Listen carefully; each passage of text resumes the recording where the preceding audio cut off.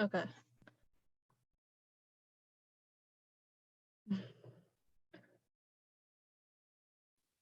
How's it working now? It didn't. Oh man. That's so weird. Upsetting. This is upsetting. Well, shall we proceed anyways? Yes. Yeah, go for it.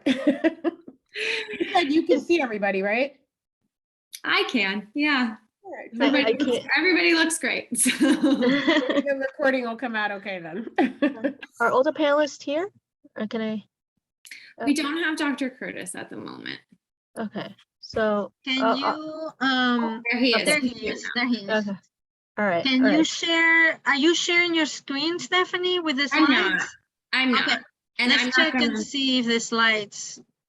I tried it. Well, I'll try it again, but it didn't work before, but I'll try it again for sure. How is that? Does everybody see that? No. No. No, but maybe one of the other people. So it looks like Sandy I don't know, maybe she's a panelist, but it looks like somebody looked like they could see their camera if they turned it on. I can't tell. Can you all see me? Because I can see myself, but I can't see anyone else. Okay, no, I wasn't sure. No, I can't see you. No, I Okay. can only Right. see myself too. Same thing here. I can see myself, but I cannot see anyone else. Okay. Okay. And I think the attendee, they're saying the same thing. Yeah. So we'll just be going on audio this evening. That works for a conversation. And It's gonna be like a podcast. it'll be like a podcast. So without further ado, I will excuse myself and become the technical support, even though it's totally inept. Okay, bye. All right. So yeah, as Stephanie said, we have some technical difficulties, but it will be just like a podcast. So I'll get started. Good evening, everyone, and thank you for joining us. Happy Black History Month. My name is Sandy Castillo, and I'm a co-lead for IDEA committee within our Student Congress at Fordham University's Graduate School of Social Service.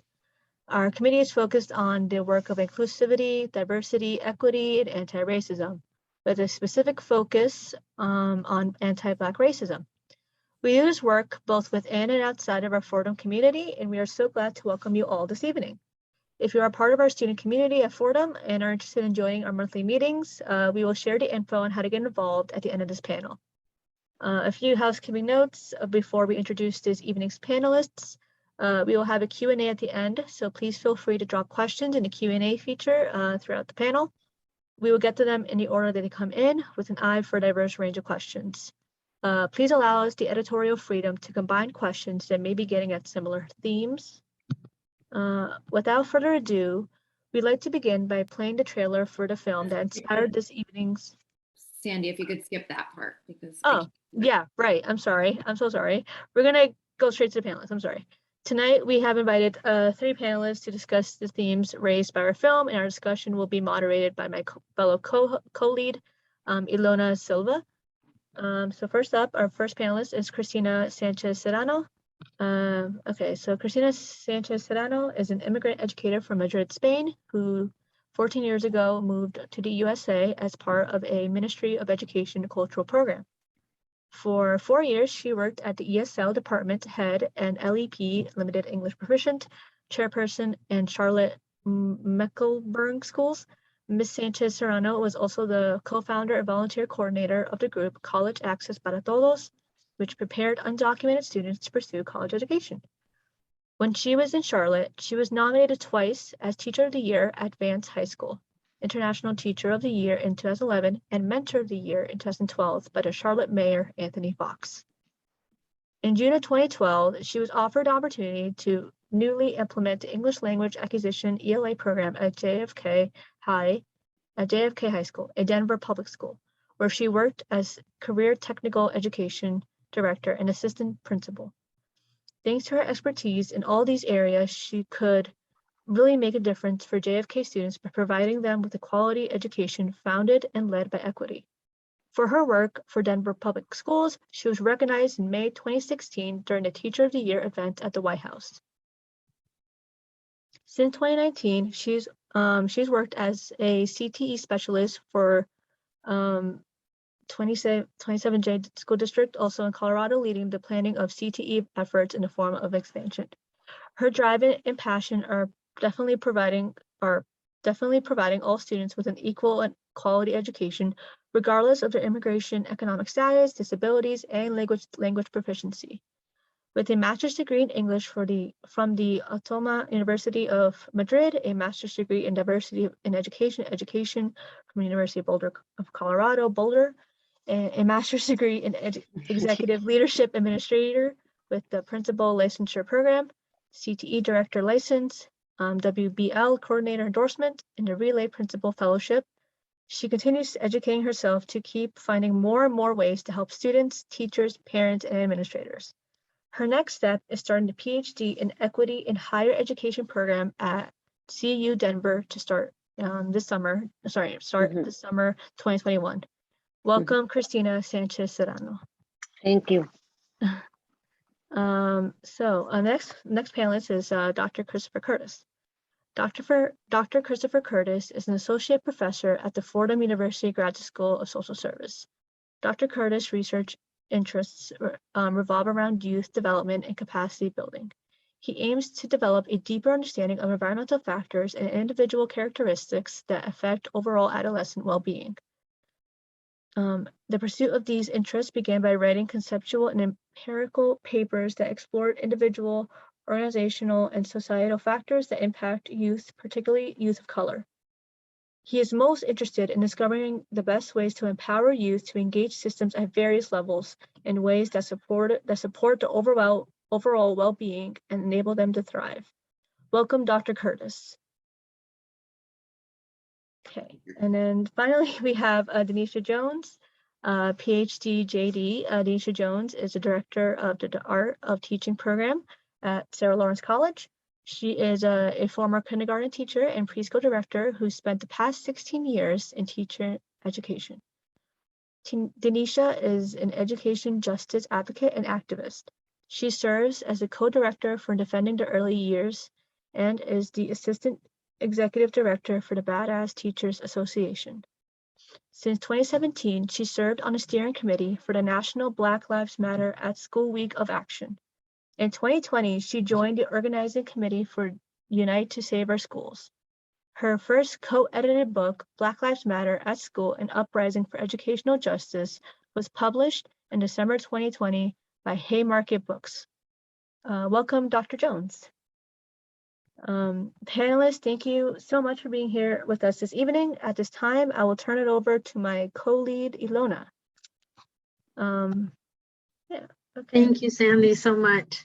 So since we don't have visuals, I'm gonna ask the panelists that if you guys provide organizations, or if you provide any sort of tool or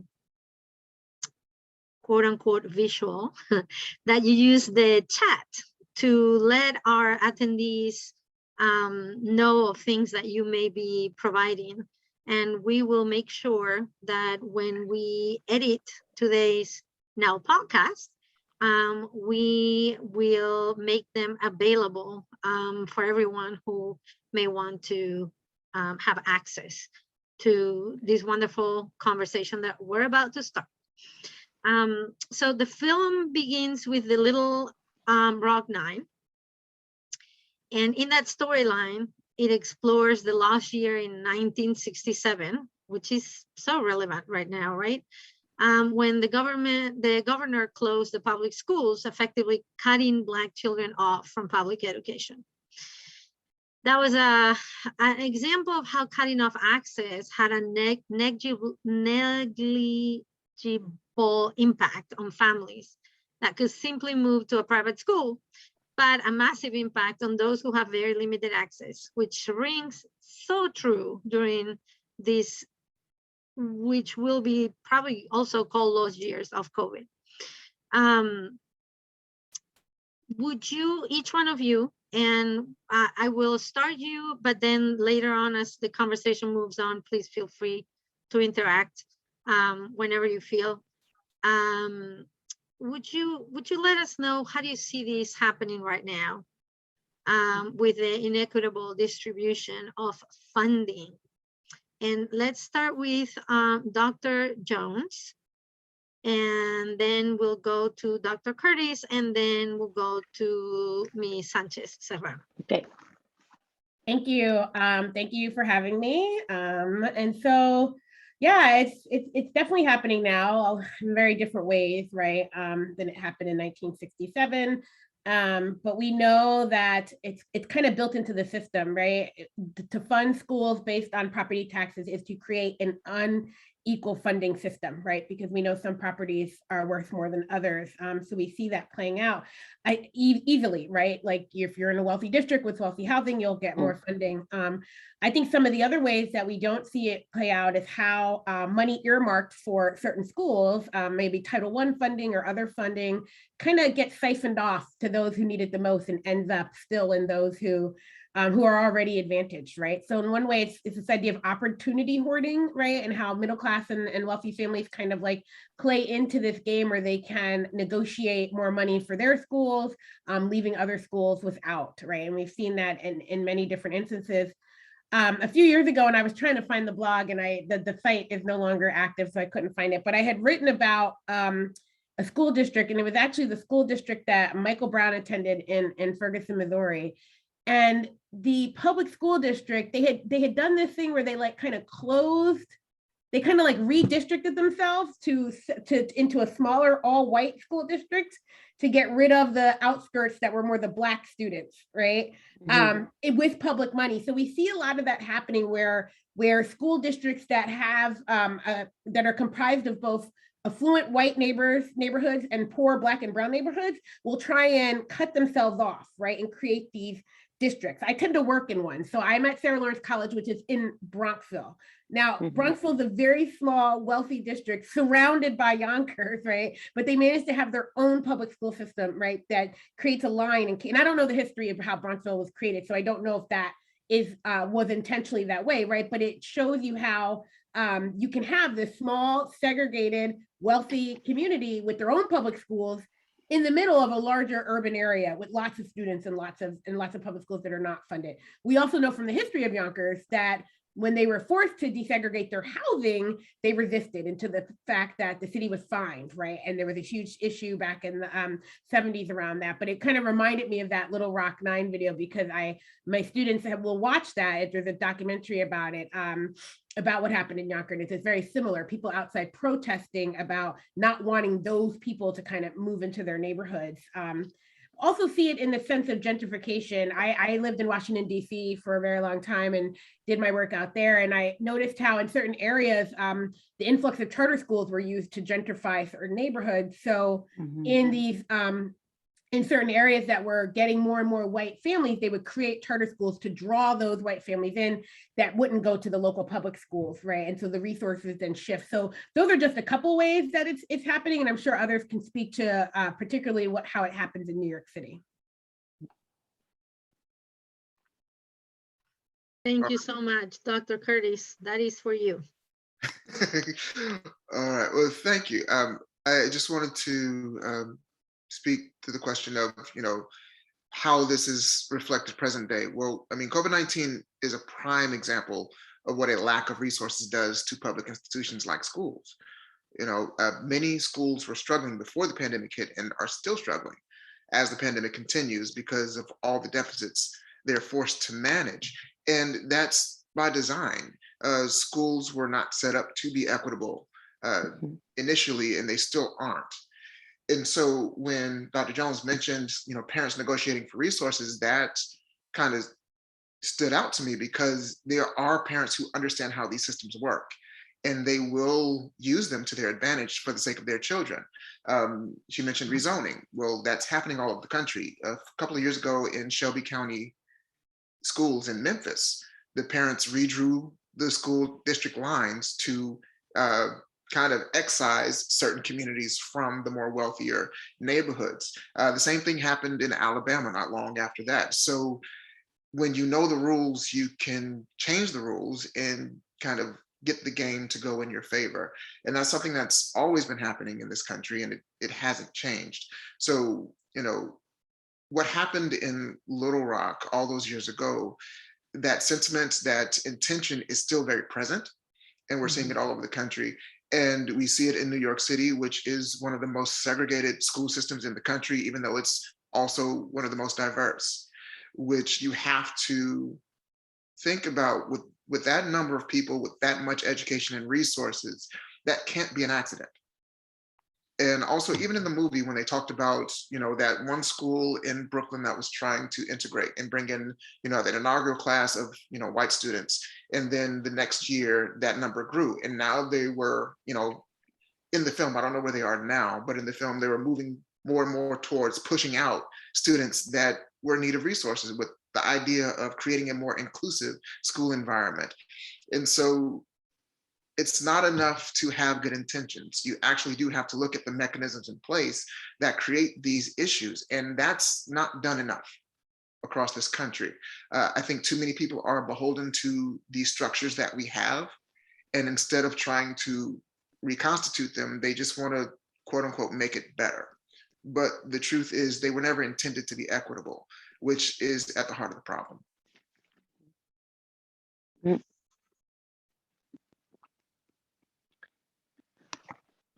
And now, Ms. Sanchez Serrano, you have experience in 2 different parts of the country. Would you talk about your experience? So I'm going to talk about the property taxes in Colorado and how this is a clear example, the same one that we have watched in the movie. So I work in 27J schools, Brighton area in Colorado, 20 minutes away from Denver, downtown, basically. So when we rely on property taxes to fund public schools, is when we have a huge problem in the same state. Only 20 minutes ago, different districts, only 20 minutes ago between Denver public schools and 27J schools. In my district, we went for a mill levy and a bond 4 months ago. The bond to build 3 career centers to provide the students with industry certificates and more options besides college, and a mill levy to increase teacher salaries and to provide students with more resources to address their needs. Denver Public Schools, or the city of Denver, went for a bond and a mill levy, and they got it. It is really easy to get bonds and mill levies in Denver County because it barely increases the taxes for the voters. But if you go to Brighton, 27J school district, they cannot afford it at all. They, like people who live in that area, they cannot afford to pay $15 more every month just to provide teachers with better salaries or students with better resources. And we are just 20 minutes far away from each other. So even though we are in the same state and only 20 minutes apart, you can see a huge difference in funding between Denver Public Schools and 27J schools. And that is just one example, teacher salary. We don't get the same funding for teacher salaries, for resources for students. And again, we are only 20 minutes far away. So it's clear how property taxes do have a huge impact on everything that's related to education and equity in education. Are there any other policies currently that, in your opinion, perpetuate white supremacy in education? And Ms. Sanchez Serrano, you can take it away, and then we'll go in reverse. I have a list. I have many examples. Resource officers in schools. That is a policy that definitely is perpetuating white supremacy, when in some buildings you have resource officers, police officers, and in some others you don't. School and basically the open enrollment, school and district boundaries. Depending where you live, you belong to one district or another. You can go to this school or you can go to another. Open enrollment.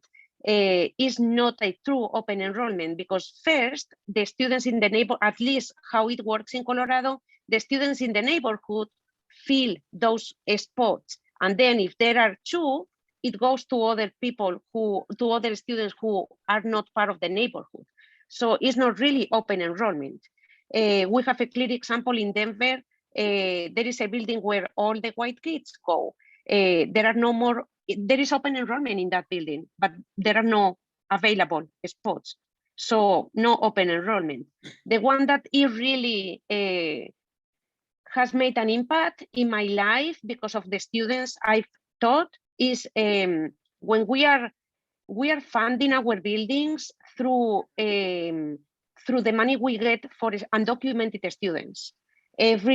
Schools get money for every student who sits down in those chairs in our buildings. But then once they finish high school, they don't count anymore. We don't support those students anymore. We count those students we support undocumented students when they are in our K-12 buildings, but we don't support them anymore because we don't get money for them when they go to college.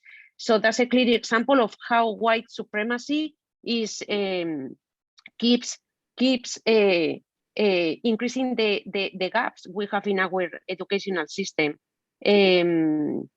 More examples, career and college opportunities for all students. There is a huge difference between the resources you can find in one building and in another building, depending on the students who attend. And many, I have a long list. Probably the other panelists are gonna talk about the curriculum. I'm gonna put in the chat one article that since I read it when I was in my first master's degree in equity in education, is kind of my Bible. So I'm gonna put it in the chat because it really opens your mind. Thank you so much for that. We got it in the chat. Dr. Curtis. Yeah, so I was actually going to mention the anti-CRT laws and policies that are currently being enacted or introduced around the country. I think that number is up to 36 states across the country where they're moving to ban discussion of elements of critical race theory, not just the theory itself, which ironically is a demonstration of critical race theory in action. And what makes it ironic is that the main premise of critical race theory is that all of our social institutions were designed to promote white supremacy while protecting white privilege. And then the 1619 Project comes out, people start thinking about implementing that as a part of their curriculum. And then a group of predominantly white politicians and parents get together, lean into their white privilege to enact legislation that promotes white supremacy by basically centering their emotions, their feelings in the narrative. Meaning, if it makes me uncomfortable as a white person, we can't talk about this. And that is critical race theory come to life. And they don't even realize that they're actually demonstrating how it works by doing this. So I thought that was really interesting. That's a great example. Yep, great illustration. Dr. Jones. Yeah, thank you for sharing that, Dr. Curtis. It's definitely like it's just showing why we need it. I also think just, other examples, the attacks on critical race theory definitely, but the curriculum, and I think Christina alluded to this, right? I've been thinking about and writing about how the curriculum lacks, right, the kind of representation needed to really affirm diverse identities, right? So Rudine Sims Bishop had written about how literature is important for representation. And she said, books are like windows, mirrors, and sliding glass doors, right? That allow students to come in and see themselves, right? But what about the curriculum, right? The curriculum should be a mirror where you can see yourself authentically welcomed into the process of learning. The sliding glass door should be the curriculum giving you a history to feel proud of, right? To look back on. And the window should be about the future and your possibilities, right? But if we think about the curriculum, It's very whitewashed. It's very Eurocentric. It doesn't allow diverse pictures, right? The only reflection it's showing you is white or assimilated, but even that assimilated reflection is not accepted because all people of color can't assimilate, right, into the white melting pot, right? The history is, I think, is one of the worst parts for me of the school curriculum because it makes you, it's set up, designed to make you not want to connect to your past, right? So people all over this country who come from racialized identities don't learn their true history, right? They don't learn about how their people engaged before colonization and before white supremacy and other things. They only learn about the narratives through pain and through struggle, right? We only learn about our neighbors, our Latinx neighbors, through the lens of immigration and nothing else, right? We only learn about Black people through the lens of enslavement. And so those things set up to really make the curriculum a place where students don't want to learn history. I didn't want to learn history. I'm a social studies researcher, right? But I didn't want to do history when I was in school because of how it was taught, right? And so I think that's a big part of it. And I think that the current attacks on teaching truth, right, and surveilling teachers and banning books is reminding children of racialized identities that the future is closed to you. You're not welcome, right? We are telling you there is no future where your lives matter, where you get to learn your history. And so I think those are just a couple of examples of how the curriculum, ties into all of what we're seeing. Those were great examples. Full disclosure, I work at a school too in Charlotte, North Carolina. And I see, it's an elementary school, and I see every single one of the reasons and examples that you've provided. But Dr. Jones, my school is 70% Hispanic, and in January, they were teaching a lesson on the three wise men tradition that they celebrate in Italy in the 4th grade. And this is a very Hispanic tradition, but the lesson did not mention any of the Latin American countries that are represented in my school. And so that is a perfect example of what you just said. And just adding some related to what you said, I truly believe, and I have been working in the USA as an educator for 14 years, that the school system itself is an example of white supremacy. Does not matter how many students, like I used to work in a building with 90% Hispanic, and still you could hear the sentence, the statement, we have always done it like this, meaning doesn't matter that we have 90% Hispanic students in this building, we are gonna do it like always it has been done, meaning like white people usually do it, period. And the more I work in this country, the more I see it. Like we try to add more, like let's celebrate a Hispanic tradition. Let's celebrate this, like the different cultures, the different people we have in our building. And at the end of the day, I always think, if I have 90% of students who are Hispanic, why don't we celebrate the other 10%? And we lead through the 90%. That's always, when I was an assistant principal, I remember asking myself the same every day. Like, why we lead through the 10% and we don't lead through the 90%? I don't know if it has happened to you as well, but I have always, that has always been my fight, honestly. So for me, the school system itself is an example of white supremacy, period, bottom line. Because in spite of the fact that our schools are full of richness through different experiences of students, different backgrounds, we always lead through the 5% or the 10%, unfortunately. Yeah, and this brings us to our next question. So we talked about taxes, we talked about housing, we talked about other policies that greatly impact the nature and quality of our schools. But let's talk about solutions. What are some visionary solutions that you all may have been hearing about or speaking about within your circles? And I know, Dr. Jones, you alluded to something like this, so let's lead with you. Absolutely. So thank you. I agree. And thank you for sharing those comments. It is, I mean, the public education system was just designed to maintain white supremacy, right? And inequality. And so that's what we have today. But there have always been people who have pushed back. And it's interesting because my writing now about Black Lives Matter at school and how they're fostering this type of cultural citizenship has led me to study this historically, right? And so the term cultural citizenship, which actually coined by a group of Latino scholars, Rosaldo and others, who were looking at how Latino immigrant groups like asserted their culture, right? They claimed their citizenship through their culture.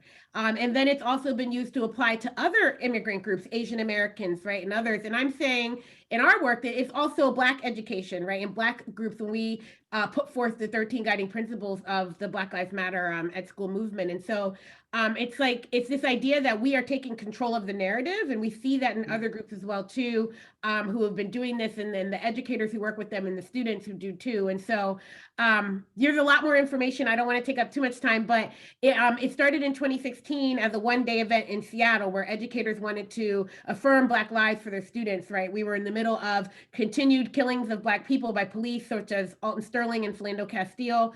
And so the elementary school teachers planned this day of event, which actually led to a bomb threat the day of. Somebody called in a bomb threat to the elementary school because of what word got out, what they were doing. But they had their event and it kind of spread to other cities. And then Philadelphia in 2017 launched the first Black Lives Matter at School Week of Action. And so at the time, the National Black Lives Matter organization had a statement of principles, right? It's like this we believe, and there were 13 statements. And so that became our 13 guiding principles. Whoever can see me, those are the posters behind me. We have a bunch of them.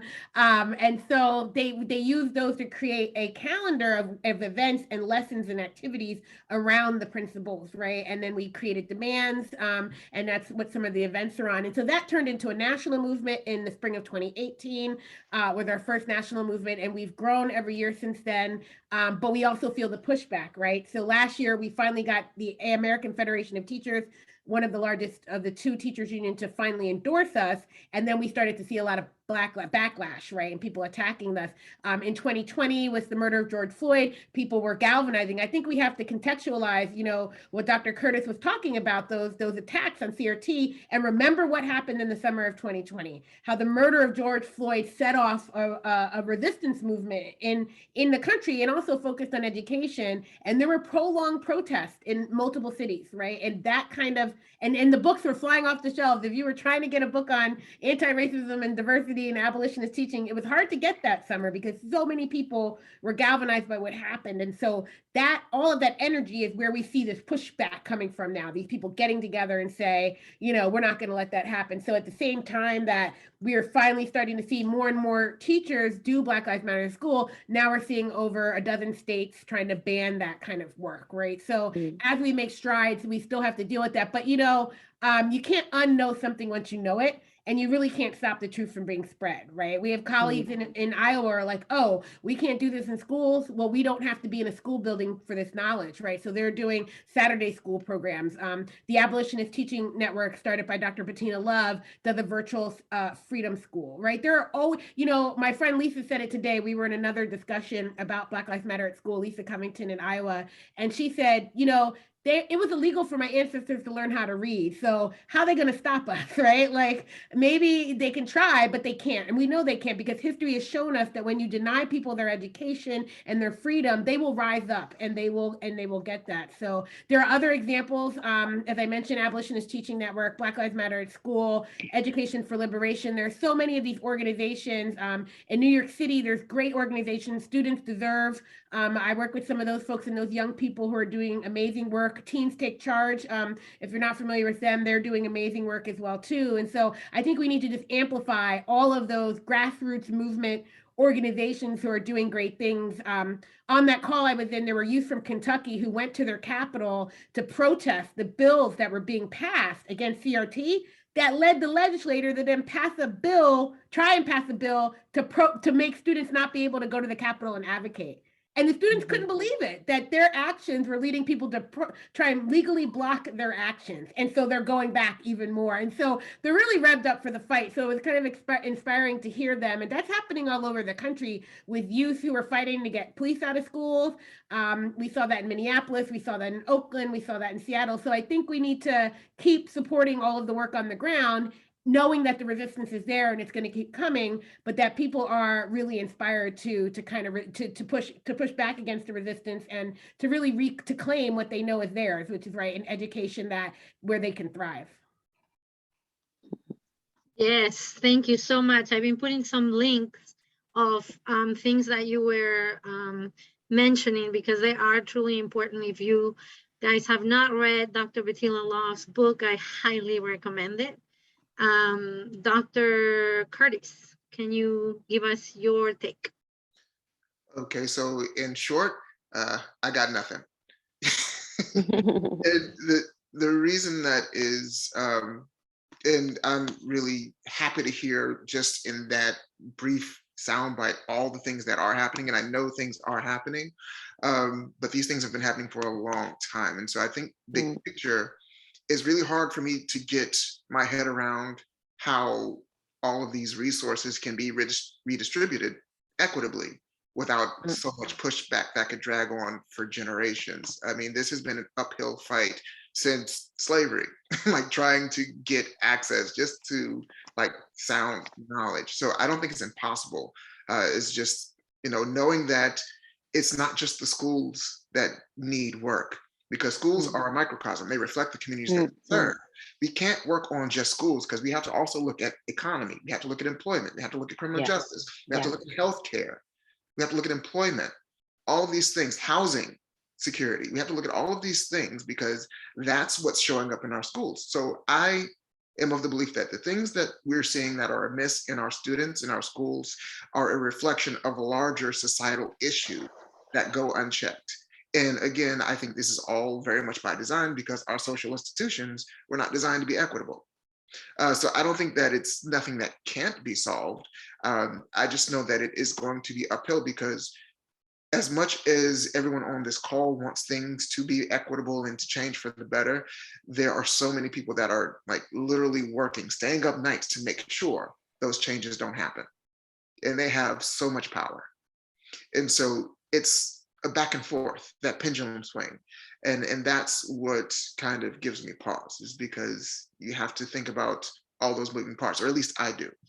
So I'm encouraged by all the work that has happened, all the work that is happening. But in terms of a clear way forward, I don't see one. Okay, and it's okay to be real.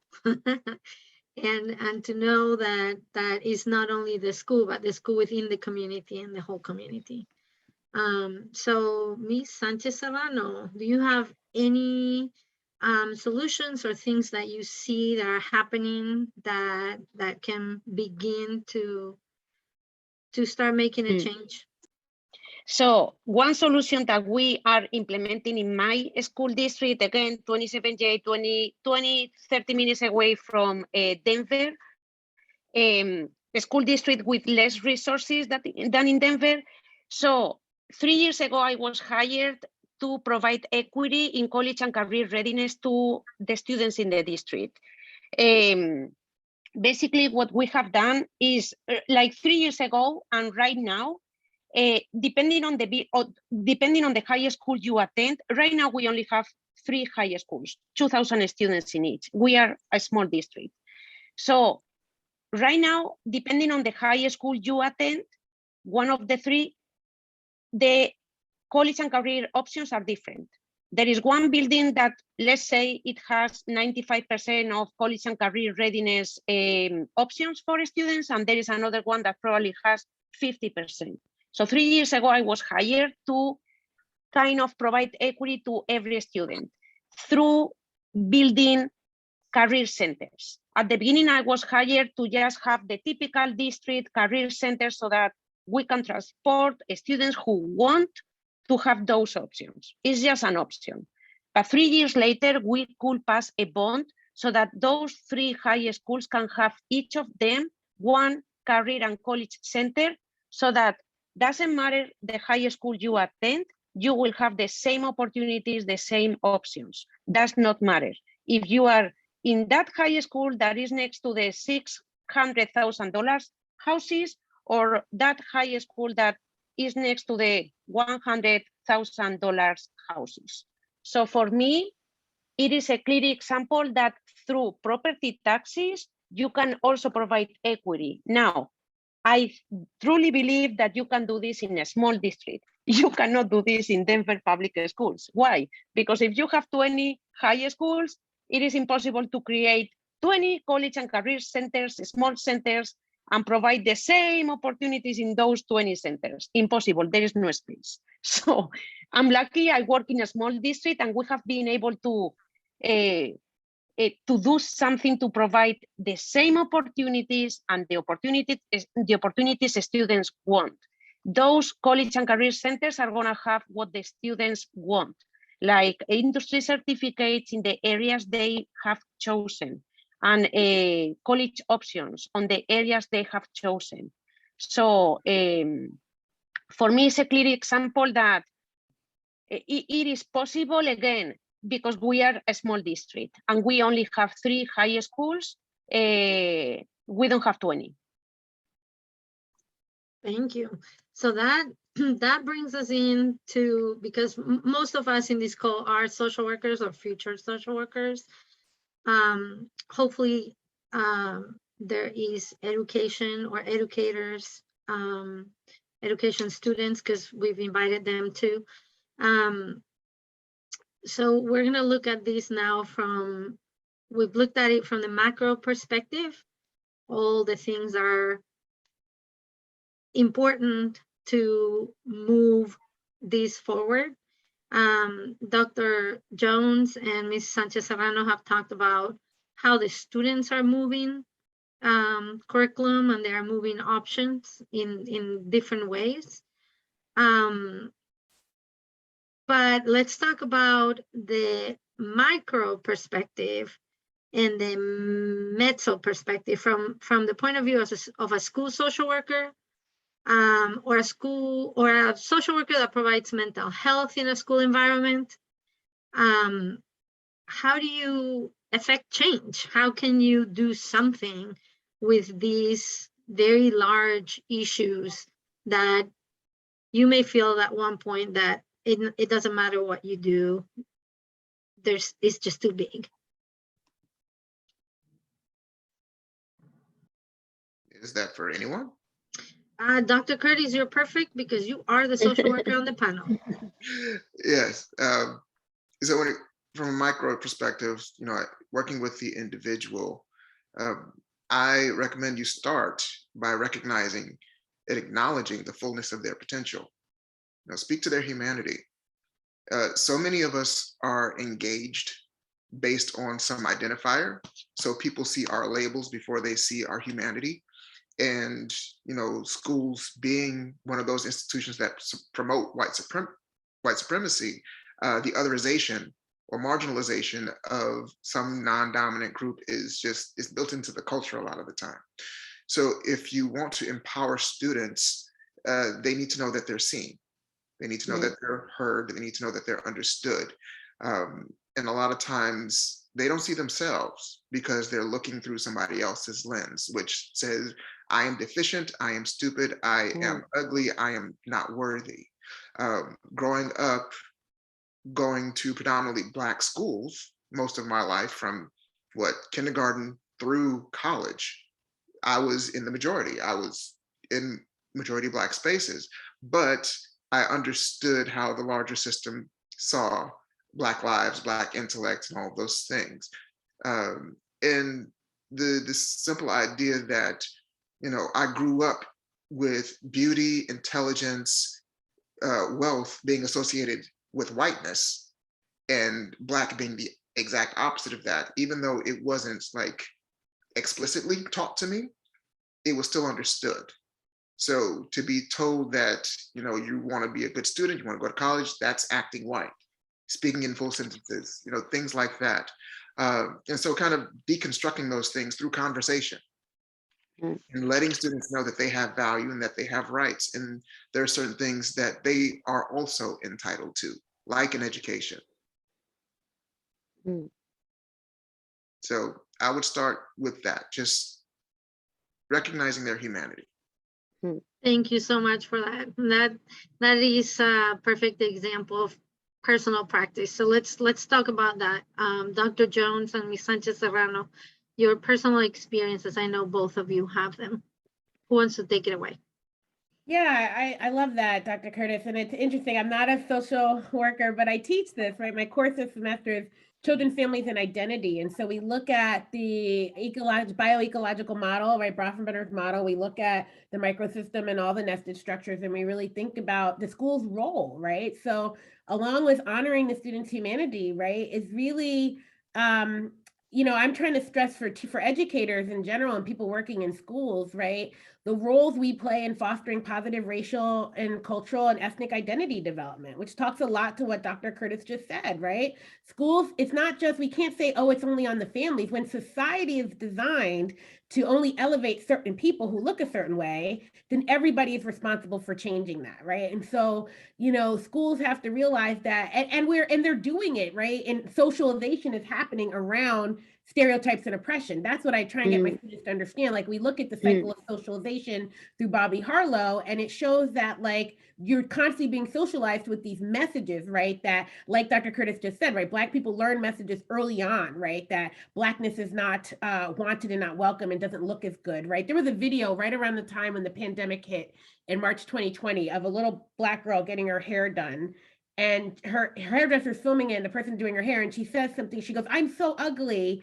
And the hairdresser's like, "No, you're not." And the girl starts crying, and the video goes viral, and everyone's like, "Someone told her that." I'm like, no one had to tell her that. I was a young Black girl who also thought that I was ugly, and I don't think anyone said those words to me other than, you know, kids teasing you.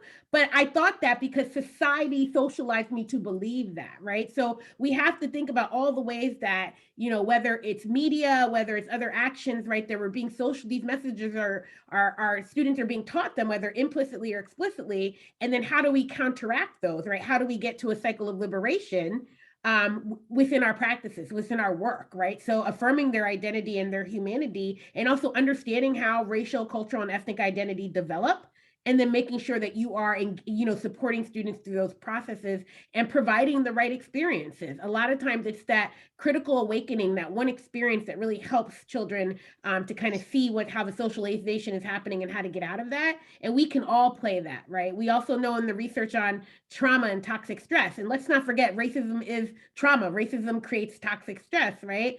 But the research shows us that protective factors, right, mitigate against that harm. And so how are teachers, how are schools, right? Well, how are your policies and your practices serving as protective factors, right? You're either making that harm worse, you're exacerbating a bad situation, or you're mitigating against it, right? And so we have to see ourselves in our work having that potential and that power, and then doing it, right, in the little activities that we do all day and in the larger processes that we work in. Thank you so much for that insight as an educator of educators. And Ms. Sanchez Serrano, I know you have a very special experience teaching a very specific population.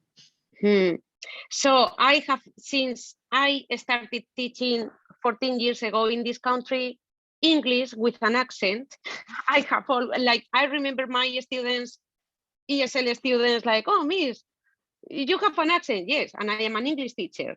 But I have always said to them, transformative knowledge is worth it. It's dangerous, but it's worth it. And the way I have empowered my students and educators, everybody I have worked with, it has been through transformative knowledge, that we know that is dangerous, but it's worth it. One example, I used to work with undocumented students. So what we did, some adults and I, we went to an African-American higher institution who wanted to open the doors to undocumented students because of their 4.0 GPA.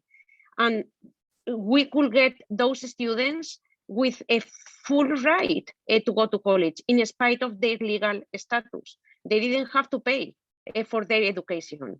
And I have, like, that is only one example. Another example is providing students with options. We have always said to students, college.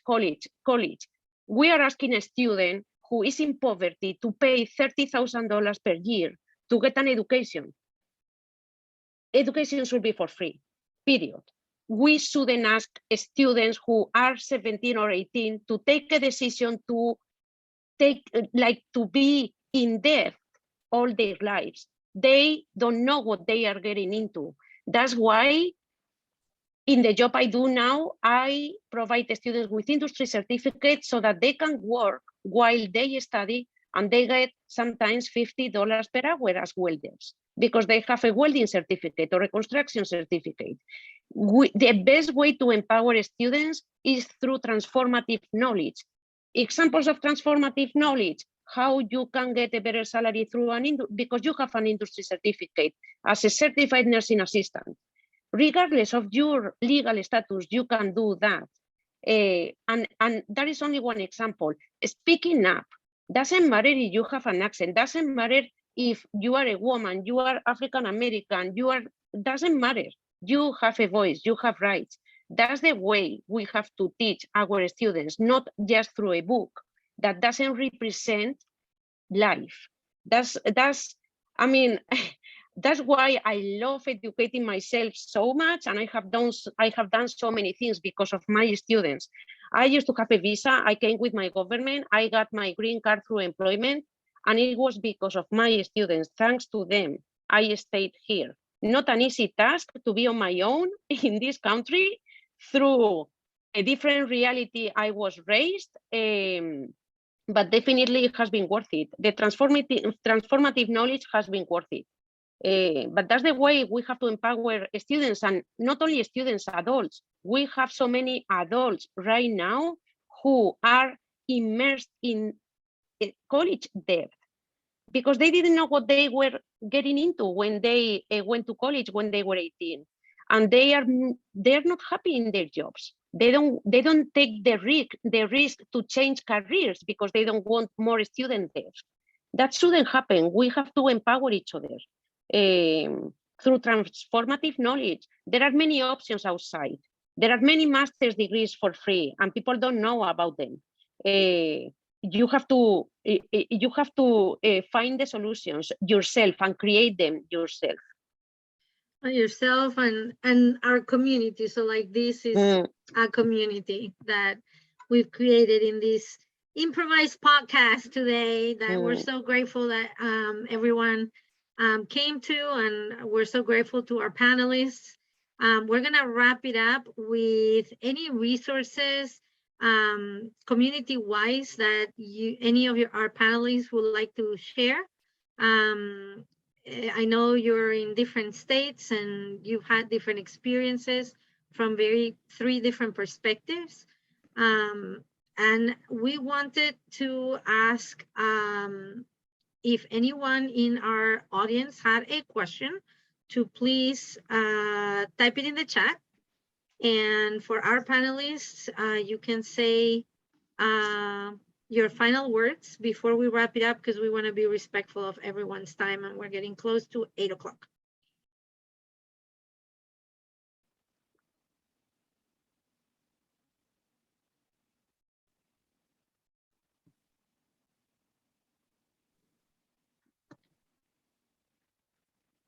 I don't see any questions coming in.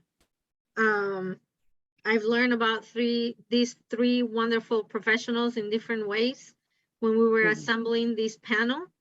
Oh, we do have a question. If someone could briefly explain the difference between charter schools and regular schools, that would be great. So basically the biggest difference is they have managed autonomy. They at least in Colorado, they get the same school, like they get the same funding than a public school, but then they can do whatever they want. They have managed autonomy versus the public school that is controlled by the school district. That's one difference. The other difference, for example, they don't, at least in Colorado, they can choose the student they want. They don't have to accept everybody. And there are many more differences, but the biggest one for me is the managed autonomy.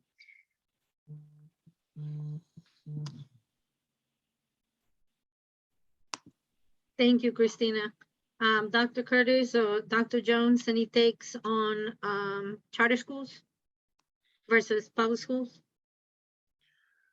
No, please, Dr. Jones. I'd say I think she did it. I think she summed it up pretty well. It's just also who creates charter schools, right? A lot of times they're a way for hedge funders and people with corporate interests to make money. So there are very small private charter schools that are not part of a corporate chain, but they're not the norm, right? The norm are these massively run charter schools where the money gets funneled into a management organization, right? And so there's people in the business to make a profit off of education. And if you know how you make a profit, you have to cut back on your expenses, right? So in the industry of education, making a profit means cutting back on expenses, right? So that's really dangerous, but there are a lot of these larger systems, right? And sometimes like they receive federal funding and they get the money and then they close and that money doesn't get paid back, right? So they cost taxpayers a lot of money. The research on them is mixed about whether they're doing better. Now there are some really good charter schools because they're built on the community, right? And they're trying to do different things, but there are some that make us question, right, who benefits from that charter system.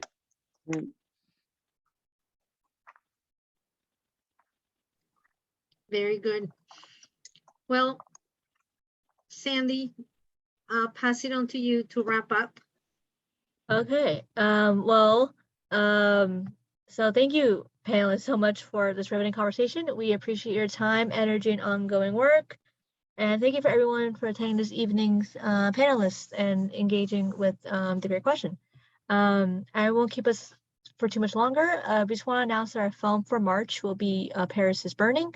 Paris is Burning is available on Canopy for free to all students, and if you're a public library member, you have access to Canopy as well. Our corresponding panel will be titled Internalizing White Supremacy and will be held on March 28th at 7 p.m. on Zoom as well. Please look out for panelist lineup and a registration link in the Fordham newsletters, Instagram, or on Facebook page. Finally, we are dropping our contact info in the chat. If you're interested in getting involved with the IDA committee or student congress, or just want to stay up to date on events, we are on Instagram, Facebook, Slack, or you can just email us. Again, panelists, thank you so much for your time this evening, and everyone have a safe and lovely evening. Thank you so much. Thank you. Thank you all. Thank you. Good evening. Bye-bye.